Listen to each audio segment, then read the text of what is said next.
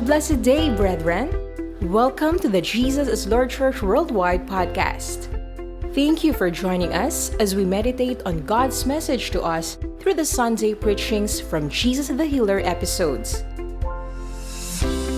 With open heart, mind, and spirit, let us pray that God would speak to us today. If you can open your Bibles in Philippians chapter 2, beginning verse 5 to 11, it says there, "You must have the same attitude that Christ Jesus had. Though he was God, he did not think of equality with God as something to cling to." This is in New Living Translation. Instead, he gave up his divine privileges. He took the humble position of a slave and was born as human being. When he appeared in human form, he humbled himself in obedience to God and died a criminal's death on the cross. And in verse 9, this is our theme. Can you please read it loud with me?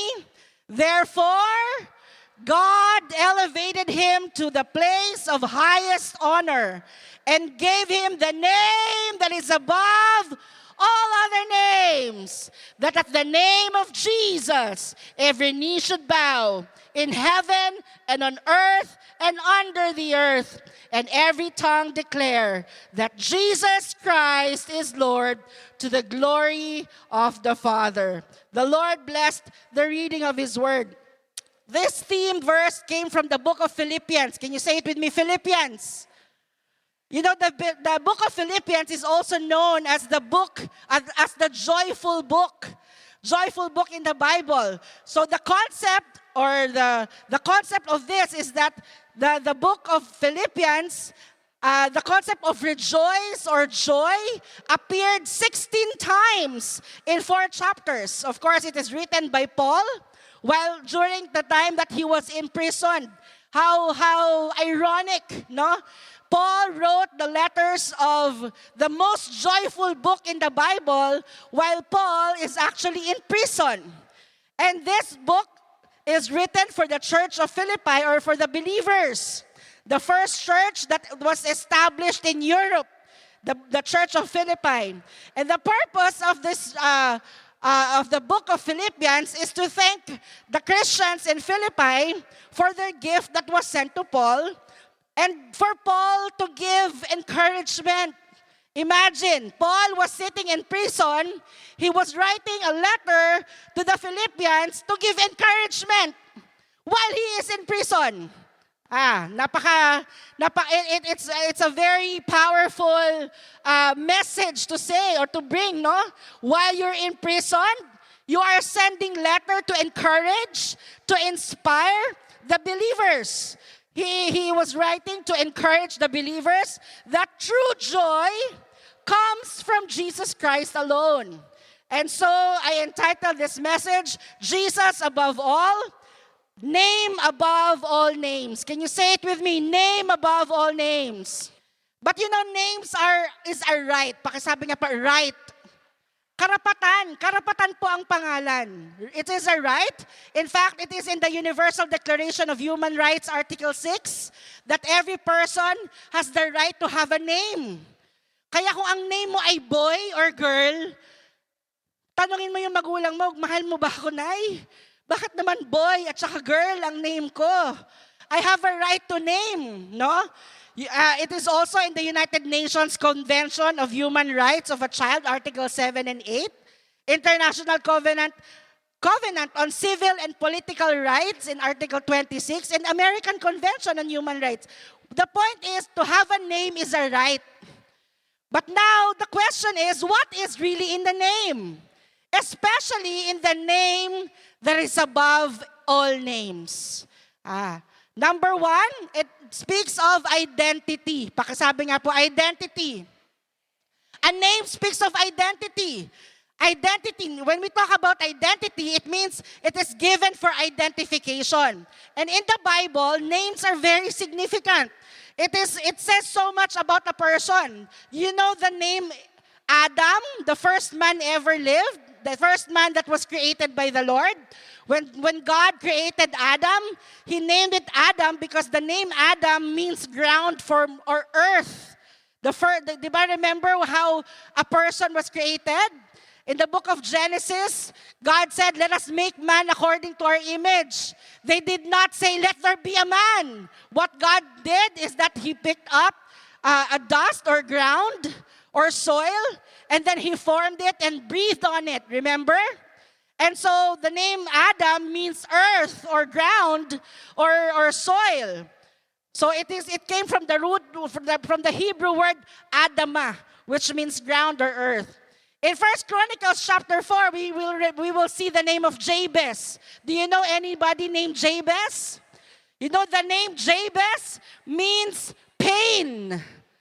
Parang ang sakit naman no, pinangalanan ka, ibig sabihin pain. Parang sakit ba ako sa buhay? Sakit ba ako sa ulo? That's why Jabez was able to say, Lord, bless me. Remember the prayer of Jabez. This is one of the famous books that we already read, no? In 1 Chronicles chapter 4, verse 9, it says, I gave birth to him in pain. That is why his famous prayer in verse 10, sabi ni Jabez, oh, that you would bless me and enlarge my territory.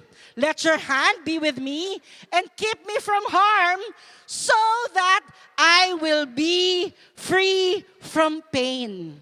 And it says there, and God granted his request. Yung mga names, may mga meaning yan. That's why, again, si Moses then, the name Moses in Exodus chapter 2 verse 10, it says, I draw him out of the water. That's why Moses was named names. Now, a person's name reveals so much of their identity. And Jesus Christ, the name of Jesus, has also its identity. Last time po I shared this in the IC. The 4 Gospels that talks about the life of Jesus Christ gives the identity of Jesus. In the book of Matthew, was written for the Jews, and Jesus is presented as the King. Somebody say King. In Matthew chapter 2, beginning verse 1 to 2, it says, Jesus was born in Bethlehem, in Judea, during the reign of King Herod. About that time, some wise men from eastern lands arrived in Jerusalem asking, where is the newborn king? Somebody say King.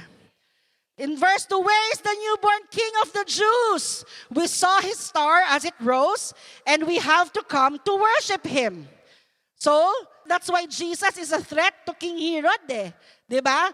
Jesus was a threat to King Herod because they thought that Jesus is actually trying to overthrow the king. But, of course, the realization of Jesus as the king is not just the king here on earth. Are you still with me?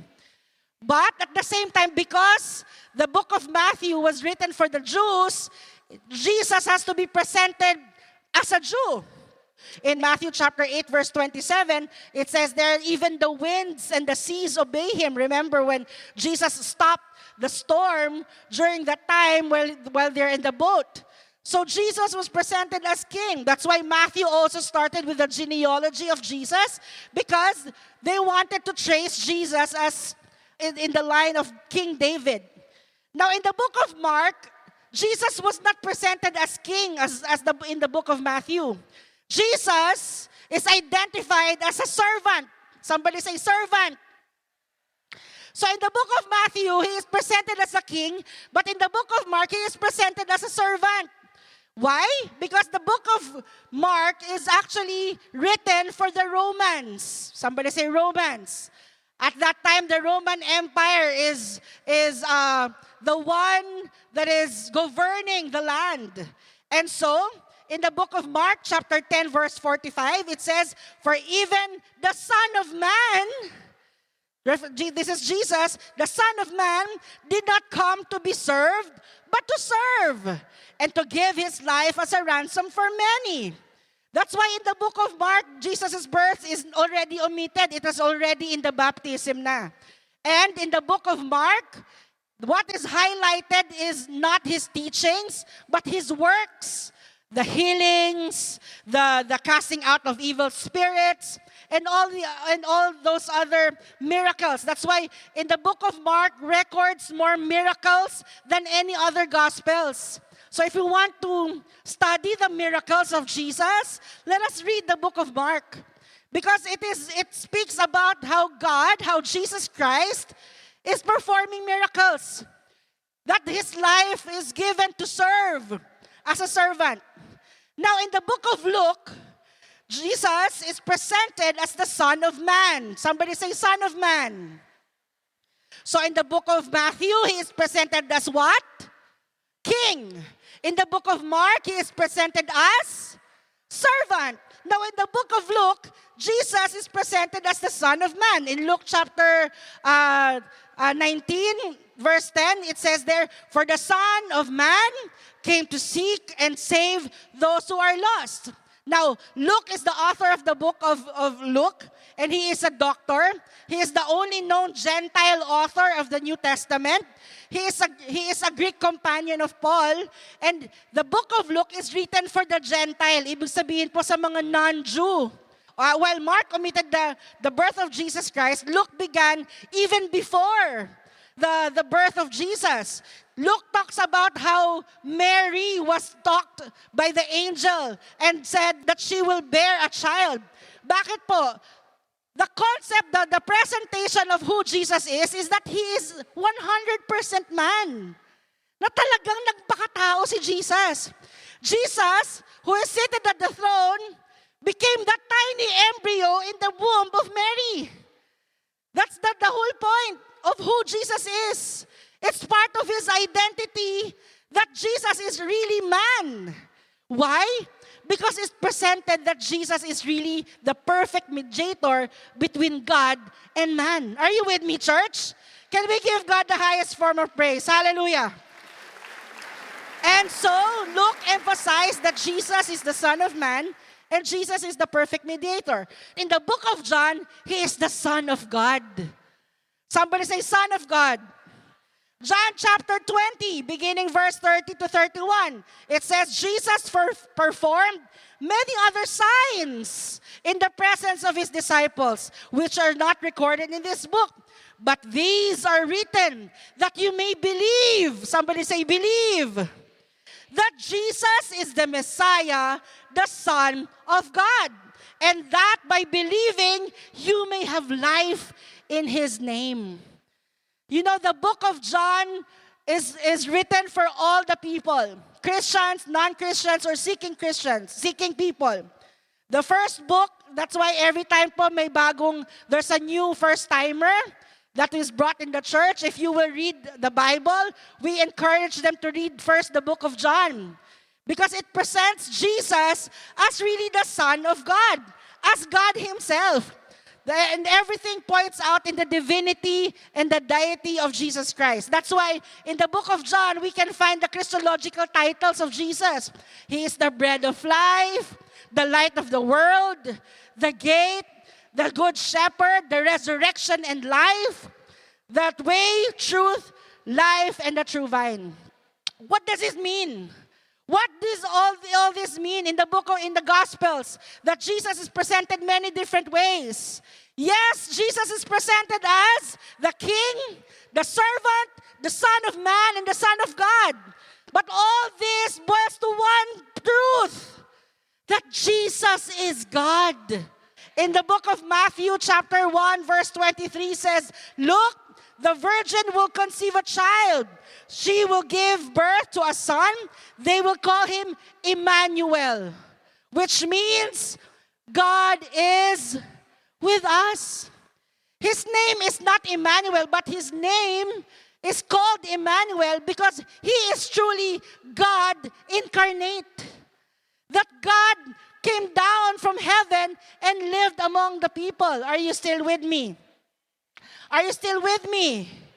So Jesus is God who came to earth to be with his people. John chapter 14, verse 6. Beginning verse 6. Jesus said, "I am the way, the truth, and the life." Pakisabi nga po, I am the way. I am the truth. I am the life. This is Jesus. If he is a good prophet, he will not be claiming that I am the way, I am the truth, and I am the life. And he said, no one can come to the Father except through me. If you really known me, you would know who my Father is.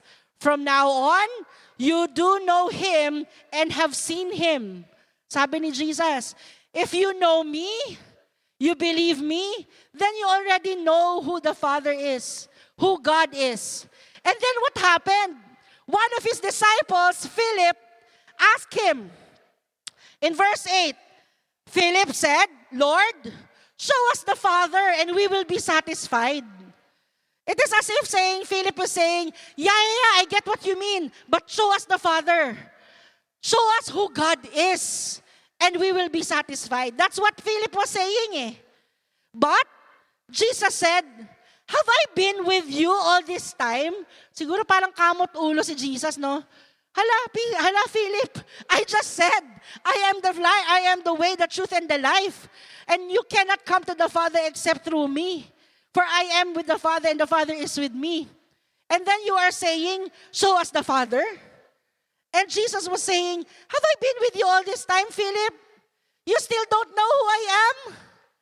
Hindi mo pa rin ako kilala? You still don't know my identity? Don't you believe that I am in the Father, and the Father is in me? The words I speak are not my own, but my Father who lives in me does his work through me. Jesus said, just believe that I am in the Father and the Father is in me. Or at least believe because of the work you have seen me do. Jesus is God himself. Are you with me? Are you with me, church? Jesus is God. Pakisabi nga po, Jesus is God. And Jesus is above all, for he is God. That is the name, the identity of the name of Jesus. Can we give God the hand of praise? Hallelujah. When we say Jesus, it's not just a magic word. It is who he is. He is a person.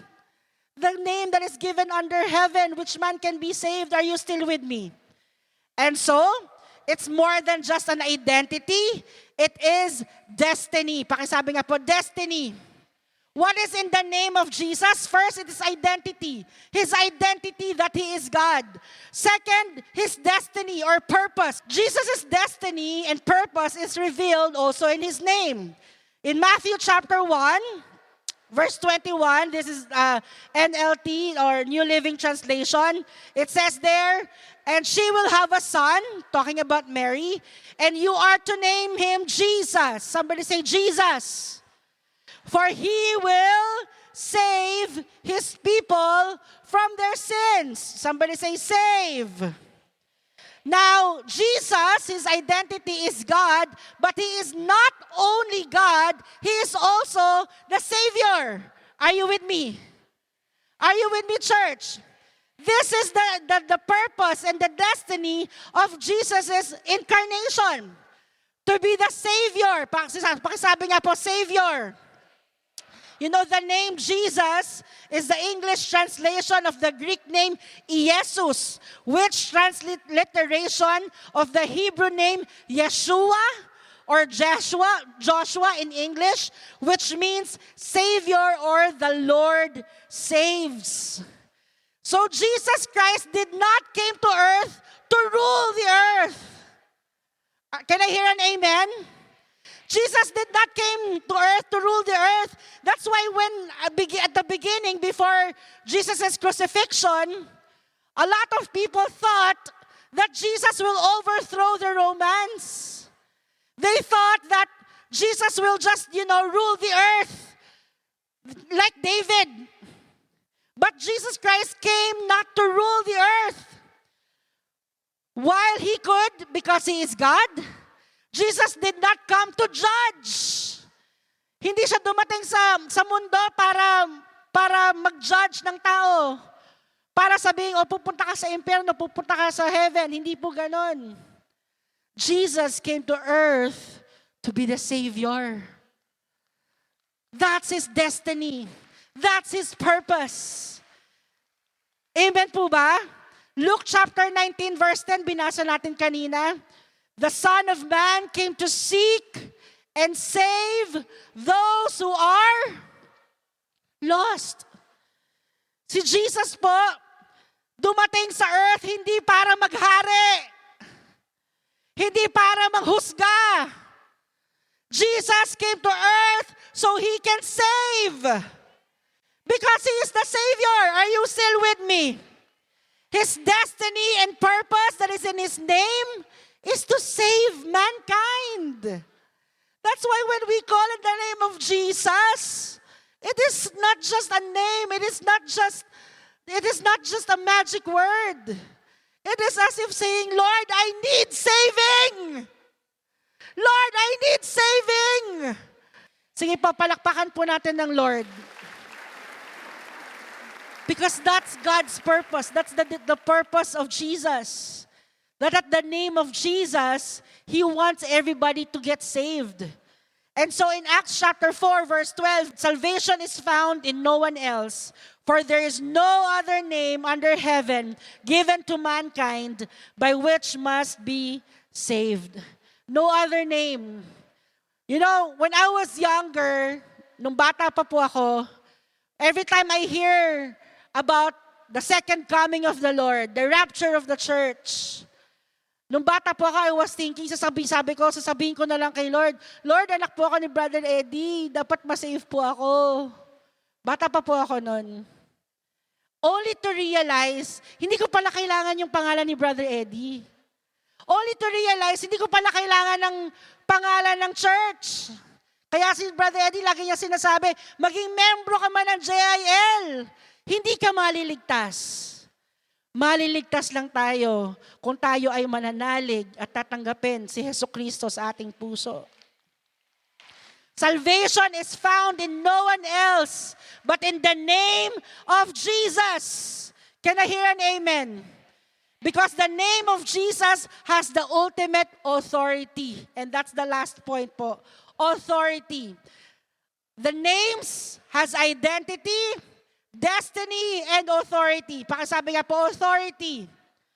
When we talk about authority, it means power. John chapter 14, verse 14, lagi nire-recite ni Brother Eddie, ask anything in my name and I will do it. John chapter 16, verse 24, sabi doon, you haven't done this before. Ask using my name and you will receive and you will have abundant joy. Sa ibang translation, so that the joy will be complete. Para maging masaya ka. Ask anything in my name. However, the name of Jesus, again, is not just a magic word. We remember in Acts chapter 19, di na po natin babasahin, in Acts chapter 19, there are Jews that are trying to drive out demon spirits. Sinasabi niya, they're using the name of Jesus to drive out demons. Ano pong ginawa ng mga demonyo? The demons says, oh, we know Jesus. We know Paul, but who are you? Then the evil spirit jumped on them and overpowered them. For the name of Jesus is not a magic word. Hindi siya basta-basta pwede mo lang gamitin na parang magic. Because Jesus is not a magic word, but a person with authority. Pakisabi nga po, person with authority. Jesus, the name of Jesus, has authority over sickness. Somebody say sickness. Meron po ba tayong sakit? May kilala tayong may sakit? Use the name of Jesus. In Acts chapter 3, Peter and John went to the temple. May nakita po silang layman. And what happened there? Humihingi itong layman. He is begging for money. In the verse 6, sabi doon, then Peter said, silver and gold I do not have. But what I do have, I give to you. In the name of Jesus Christ of Nazareth, walk. Taking him by the right hand, he helped him up, and instantly, the man's feet and ankles became strong. Baka sabi nga po, strong. It became strong. He jumped to his feet and began to walk. And then he went with them into the temple courts, walking and jumping and praising God. Palakpakan naman po natin ng Lord. And in verse 16, Peter affirmed it. Sabi niya, by faith in the name of Jesus, this man whom you see and know was made strong. It is Jesus' name and the faith that comes through him that has completely healed him, as you all can see. So Peter prayed for this lame man, for this crippled man. Peter prayed for this crippled man in the name of Jesus. But let me tell you, ang sabi ni Peter, silver and gold I do not have. And then what did he say? What I do have. Baka sabi nga po, what I do have. What I do have, I give to you. Anong sinasabi po ni Peter? What does Peter have? What does he have? Jesus Christ. His faith in Jesus Christ. I have Jesus in me and I give it to you. The authority that was with Peter is the name of Jesus and not Peter himself. Are you still with me? Peter was able to heal that crippled man in the name of Jesus, in his belief, in his faith, in the name of Jesus. Can I hear an amen? Can I hear an amen? Amen. Why? Because there's power in the name of Jesus. There's authority in the name of Jesus. In Jesus' name, there is authority. Can I hear an amen? Why? Sabi po na Isaiah chapter 53 verse 4 to 5. This is what the Bible says about Jesus as a prophecy. Surely He took up our pain and bore our suffering. Meron po ba tayong pains? Meron ba tayong nararanasang suffering? Ang sabi doon, He took up our pains and bore our sufferings. Yet we considered Him punished by God, stricken by Him and afflicted. In verse 5, but He was pierced for our transgressions. He was crushed for our iniquities. There's a spirit that is upon us today, that Jesus is pierced for our transgressions. He was crushed for our iniquities. The punishment that brought Him peace, that brought us peace, was upon Him. And by His wounds, we are healed. Sa iba po translation, by the stripes of Jesus, we are healed. You know, every time po may lumalapit sa akin na magpa-pray para sa may sakit, every time po na may lumalapit sa akin, I make sure that I recite this verse. I make sure that I always remind them that by the stripes of Jesus, you are healed. That Jesus took that pain upon Himself. Nung napako po si Jesus sa krus ng Kalbaryo, dala-dala niya lahat ng sakit. Lahat ng sakit at karamdaman sa sarili niya.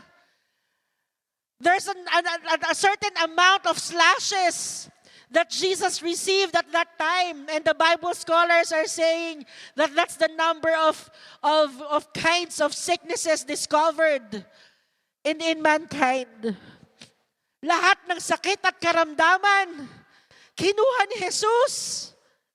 At nung siya'y napako sa krus ng Kalbaryo at nabuhay na muli, He overcame those sicknesses. That's why when we pray to Jesus for healing, we pray to Jesus for healing, hindi lang dahil makapangyarihan lang siya bilang Diyos, kundi dahil in-overcome niya ang lahat ng sakit nung siya'y napako sa krus ng Kalbaryo. That's how powerful the name of Jesus is. Authority over sickness, authority over bondages. Pakisabi nga po, bondages. In Luke chapter 10, verse 1, si Jesus po ay pinadala niya ang kanyang 72 disciples. At in verse 17, these disciples went back to Jesus.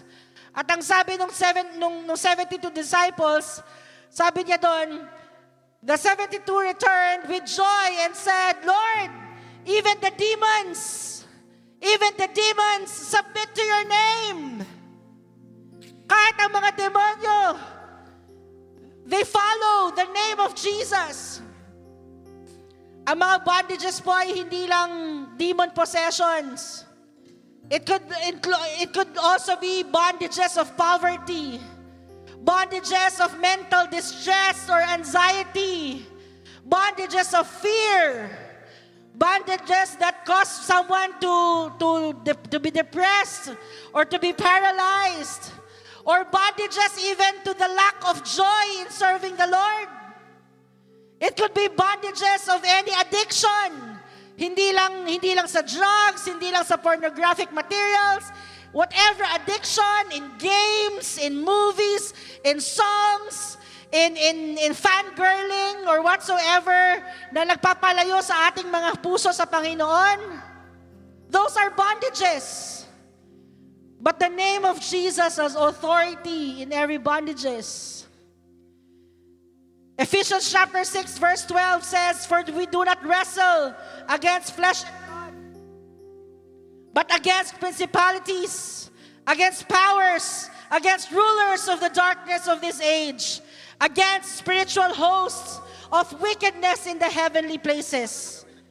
You know, when sin entered the world, we are at war. Pakasabi nga po, war. Ang Christian life po ay hindi walk in the park. Yes, Jesus promised that He will be with us, but Jesus also promised that there will be hard times. There will be tribulations. In fact, we are really at war. And we cannot rely on our own strength. Hindi natin kaya. Pakisabi sa katabi mo, hindi mo kaya mag-isa. Sa kabila po, hindi mo kaya mag-isa. But the good news is, the Jesus that we received, the Jesus na pinanampalatayanan po natin, yung Jesus, na siyang kinilala nating Diyos at tagapagligtas, is the one who is in us and strengthen us. That's why Philippians 4 verse 13 says, I can do all things through Christ who strengthens me. Maraming tao akala nila makapangyarihan si Satanas. Makapangyarihan ng demonyo. Masyado akong kinakrush ng kaaway. But mind you, church, Satan is already eternally defeated. Satan is already defeated. We can crush him. Are you still with me, church? We are more powerful than Satan because Jesus Christ, who is in us, has the ultimate authority. Can I hear an amen? That's why Jesus also has the ultimate authority over sins, kasalanan. Romans chapter 3 verse 23 to 24, we all know that for all have sinned and we all fall short of the glorious standard of God. Yet God, in His grace, freely makes us right in His sight. He did this through Christ Jesus when He freed us from the penalty of our sins.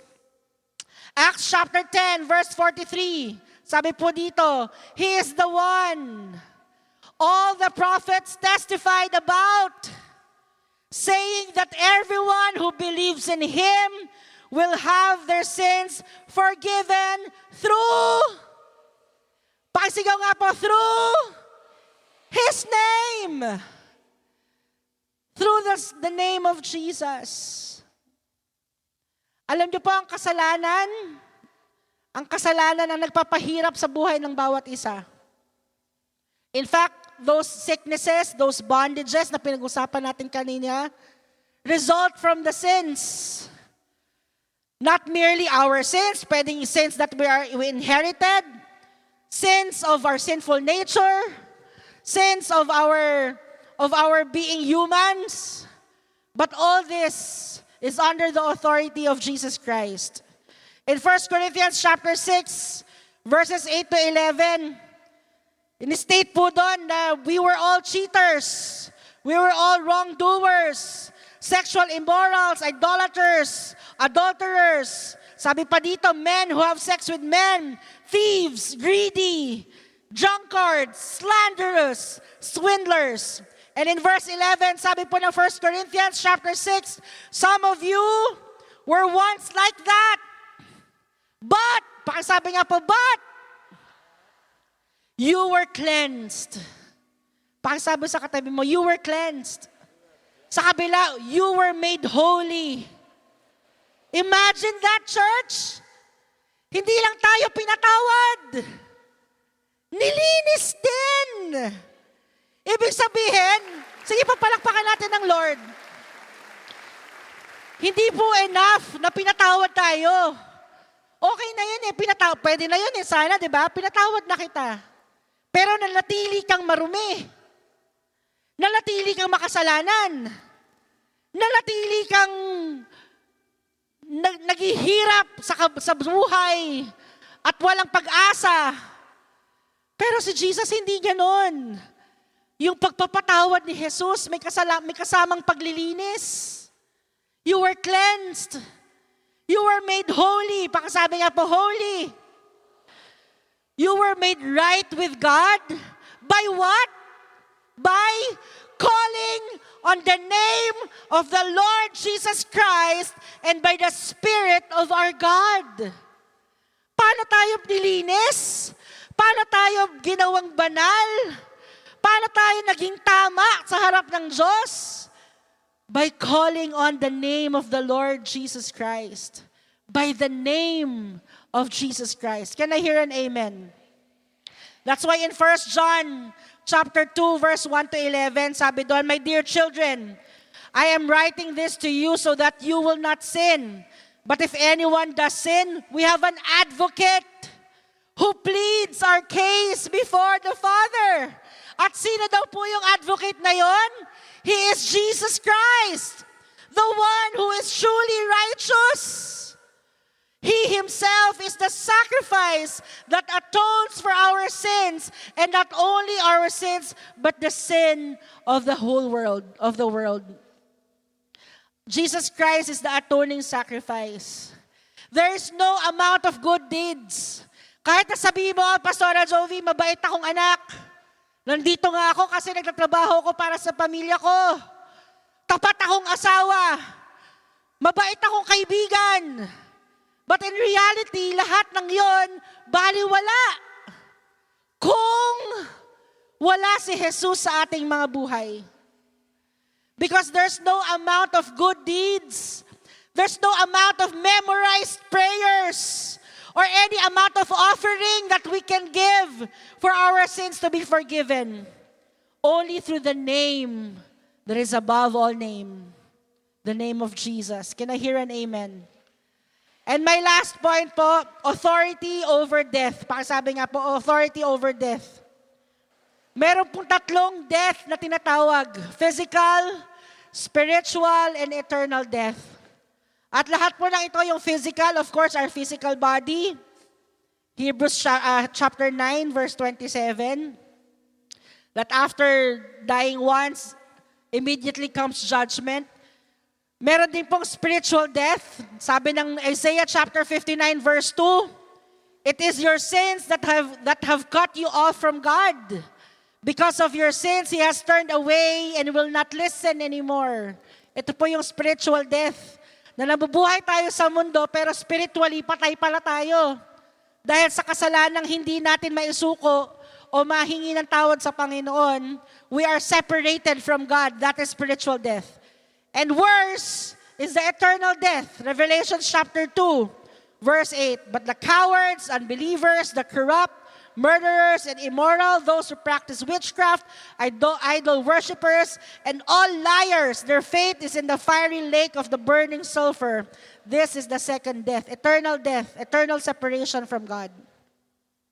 But even death is under the authority of Jesus. Sabi nga po, authority of Jesus. John chapter 1 verse 12, sabi po dito, this is amplified version, but to as many as did receive and welcome Him, He gave the right. Sabi nga po, He gave the right. Ang sabi po doon, anong ibig sabihin doon? The authority or the privilege to become children of God. That is, to those who believe in His name. Ibig sabihin po, those who adhere, those who trust, and those who rely on His name. As many as did receive and welcome Him, He gave the authority or the power to become children of God. While religion is good, laging sinasabi ni Brother Eddie, but religion cannot save. Paulit-ulit niyang sinasabi kahit maging membro ka pa ng JIL, na born in the heart of God, walang ibang pangalang itinataas kundi ang pangalan ni Jesus. Kahit maging membro ka pa, hindi ka maliligtas sa kapahamakan, hindi ka maliligtas sa kamatayan. Only in the name of Jesus. And therefore, we end with the verse that we have today.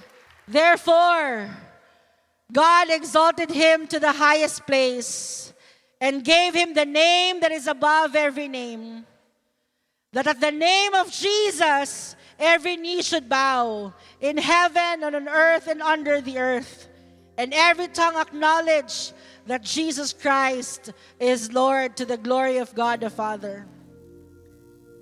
I would like to lead you in the prayer of acceptance. If this is the very first time you heard the Word of God, you heard about Jesus, or whether it's not your first time, but you want to recommit yourself to the Lord, please follow me in this simple prayer. Heavenly Father, I come to you, in humility. I acknowledge that I am a sinner. Lord God, please forgive me. Please cleanse me with the most precious blood of the Lord Jesus Christ, shed at the cross of Calvary. Lord God, forgive me, cleanse me, wash me, purify me, sanctify me. Lord Jesus, come into my life, come into my heart, be my Lord, be my God, be my Savior, be my healer, be my deliverer. Take full control of my life. Lord Jesus, I promise that you are my Lord, that you are my God, and I surrender my life to you. Lord Jesus, let my life be a living sacrifice, holy and pleasing unto your sight. Lord Jesus, I declare that you are my Lord, you are my God, you are my Savior, you are my deliverer, you are my God. Thank you, Lord Jesus. I claim that I am a child of God. I receive my salvation. I receive my miracles. I receive my healing. In Jesus' name, amen and amen. Allow me to be the one to pray. Hallelujah. Hallelujah. Hallelujah. If you are expecting a miracle from the Lord, I would like you to raise your hands right now. If there's a miracle or prayers that you have in your heart right now, raise up your hands to the Lord as a sign of surrender, as a sign of calling in the name of the Lord. Lord, in the mighty name of Jesus, you can see the hands of each and every person that is raised in this place. You know very well the miracles that they are praying for. You know very well the prayers that is in their hearts right now. In the mighty name of Jesus, in the mighty name of Jesus, we claim the very miracle that is in the name that is above all name, the name of our Lord and Savior Jesus. God, in Jesus' name, we command these miracles, Lord, to be poured out into the lives of your people. in the mighty name of Jesus. Whether it may be healings, whether it may be deliverance, whether it may be blessings, whether it may be an answer, God, to a long-standing prayers, whether it may be for their loved ones, oh God, Lord, or any legal battles, oh Lord, or whatever dispute that they're into, oh God, Lord, in Jesus' name, in Jesus' name, in Jesus' name, you know, you are God. You are the God of all flesh, and there is nothing too hard for you to do. Lord, right now, as they raise their hands, Lord, you know that we are calling in the name of Jesus, the name that is above every name. And Lord, at the name of Jesus, you answer your people, Lord. You answer your people, Lord. You said it to your word. Ask whatever in my name, and I will do it. Ask whatever in my name, and I will do it, and I will give it, for your joy will be complete. Lord, we ask right now in the name of Jesus. Thank you for listening to the Jesus is Lord Church Worldwide podcast. Please subscribe to this podcast so you won't miss a single episode. To know more about the Jael Ministry, please visit jaelworldwide.org. Until next time, God greatly bless you.